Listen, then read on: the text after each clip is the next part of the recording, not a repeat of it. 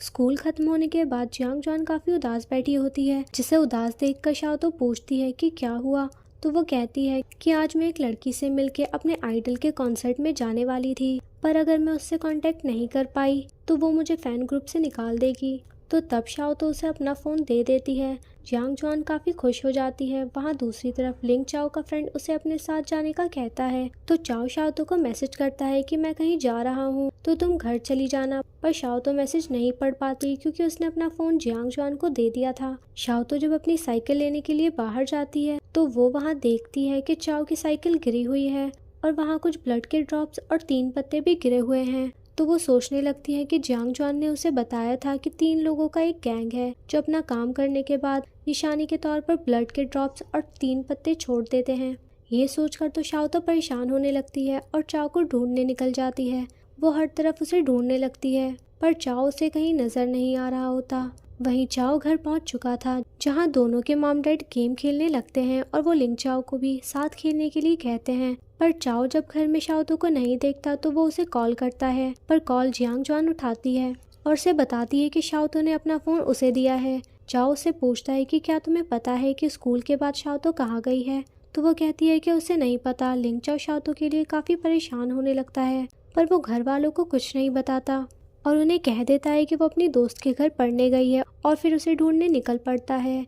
वो एक शॉप पर जाता है और उससे शाओ की पिक दिखाकर पूछता है कि क्या आपने इसे देखा है। तो वो आदमी कहता है कि हाँ, वो यहाँ किसी को ढूंढ रही थी और वो उस लड़के की पिक भी छोड़कर गई है। चाओ जब वो पिक देखता है तो वो इसी की होती है। फिर वो दूसरी शॉप में जाकर शाओ का पूछता है तो वो कहता है कि हाँ, ये लड़की यहाँ कुछ बाय करने आई थी और फिर 3 लड़कों के साथ यहाँ से चली गई। तो तब लिंग चाओ उस तरफ जाता है जहाँ वो 3 लड़के शाओ को लेकर गए थे। वो वहां जाकर देखता है कि शाओ को 3 लड़कों ने घेरा हुआ है और उनमें से एक के हाथ में नाइफ है।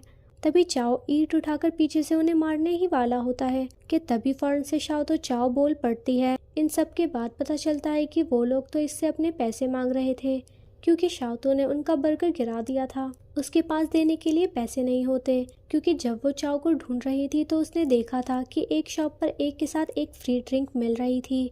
वो कहती है कि नहीं, ड्रिंक से ज़्यादा चाओ इम्पोर्टेंट है, पर फिर भी वो ड्रिंक खरीद लेती है, इसलिए उसके पास पैसे देने के लिए नहीं होते। तो तब चाओ शाओ की जगह उन्हें पैसे वापस कर देता है, बल्कि वो तो ज़रूरत से ज़्यादा ही पैसे दे देता है। वो लोग कहते हैं कि अब तो हमारी एक नई दोस्त भी बन गई है। शाओ भी कहने लगती है कि तुम लोग कितने अच्छे हो। नेक्स्ट सीन में दिखाया जाता है वो दोनों घर वापस आ चुके थे और दोनों ही भीगे होते हैं। तो तब लिंग चाओ शाओ के बालों को सुखाने लगता है। शाओ उससे पूछती है कि तुम स्कूल के बाद कहाँ चले गए थे। चाओ कहता है कि वो मैं अपने क्लासमेट के साथ खेलने गया था। शाओ कहती है कि तुम्हें एक बार तो मुझे बताना चाहिए था। तुम्हें पता है मेरे दिल में कितने अजीब अजीब ख्याल आ रहे थे। चाओ कहता है कि मैंने तुम्हें टेक्स्ट किया था, पर तुम्हारा फ़ोन तो तुम्हारी क्लासमेट के पास था और अगर कभी ऐसा दोबारा हुआ तो तुम स्कूल के बाद सीधा घर आ जाना। तुम मेरी फिक्र मत करना, मैं अपना ख्याल रख सकता हूँ। शाओ कहती है कि मैं हमेशा तुम्हें प्रोटेक्ट करूँगी। इसी के साथ लिंग चाओ को उसके बचपन की बात याद आ जाती है, जब उसने शाओ को कहा था कि मेरे डैड क्या हमेशा के लिए मुझे और मेरी मॉम को छोड़कर चले गए हैं। तो उसने उसे दिलासा दिया था कि ऐसा नहीं है, तुम्हारे डैड बाहर कमाने के लिए गए हैं, वो ज़रूर वापस आ जाएंगे और मैं तुम्हारे साथ तुम्हारे डैड का वेट करूंगी और हमेशा तुम्हारी बड़ी बहन बनकर तुम्हें प्रोटेक्ट करूंगी। और ये सारी बातें पीछे से लिंग चाओ की मॉम भी सुन रही होती हैं। इसके बाद प्रेजेंट में आते हैं। लिंग चाओ भी उसी टॉवल के साथ जब अपने आप को साफ करने लगता है तो लिंग चाओ की नज़र शाओ से हटती ही नहीं। वो उसे देखता का देखता ही रह जाता है। शाओ कहती है तुम मुझे देखे क्यों जा रहे हो, चलो नीचे बैठकर अपना सर साफ करो, तुम काफ़ी लंबे हो। पर चाओ तो पूरा ही टॉवल खींच लेता है और फिर इनकी लड़ाई स्टार्ट होने लगती है। तो शाओ तो उसे अपनी तरफ खींच लेती है। चाओ कह रहा होता है कि बचपन से ही ये मेरी बड़ी बहन बनने की जिद करने वाली छोटी सी खरगोश मुझे हमेशा परेशान करने वाली लगती थी, पर अब मेरी फीलिंग्स इसके लिए थोड़ी चेंज हो गई है।